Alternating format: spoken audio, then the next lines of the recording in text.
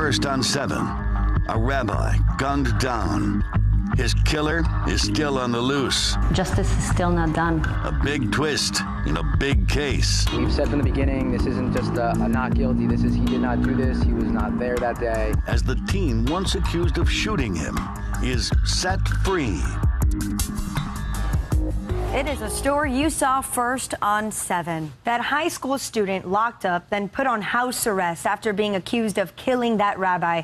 Well, this morning, those charges have been dropped, and 7's Katrina Bush is live in Northeast-Miami Dade with the latest. Good morning, Katrina.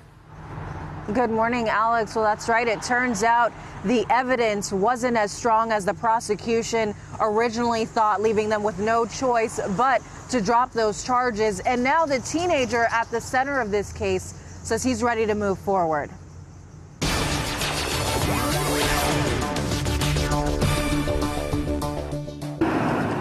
on with life. Let bygones be bygones. Charges against Deandre Charles dropped. The 16-year-old was accused of killing a beloved rabbi back in 2014. But Tuesday, the state's attorney's office saying there isn't enough evidence to take it to trial. Like hell. Charles not saying much as his mother stands close by in front of their home. He was accused of the murder of Rabbi Yosef Raksin on December 2015 when he was 14 years old. They've maintained his innocence all along. I know him. That's the point about it. You know what I'm saying? I was hurting for all those months. We've said from the beginning, this isn't just a not guilty. This is he did not do this. He was not there that day. This was a travesty. Raksin was gunned down August 2014 while walking to synagogue in Northeast-Miami Dade. The prosecution was relying on witnesses and DNA to connect Charles to the crime, but now they say that evidence wouldn't hold up in court. What they had in this case was a DNA profile that was consistent with the profile of Deandre.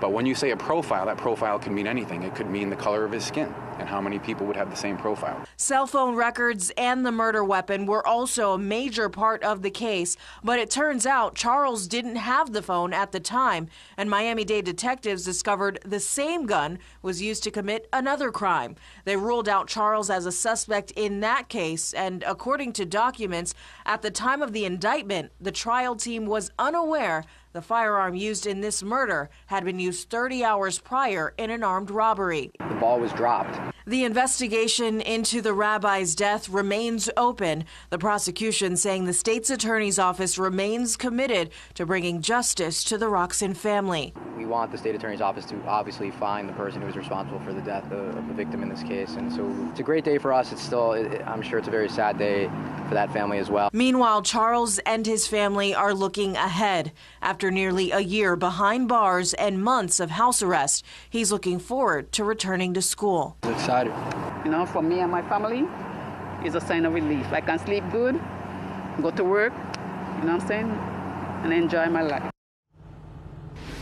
So it's not over just yet for Charles. He does have a final court appearance set for 9 o'clock this morning.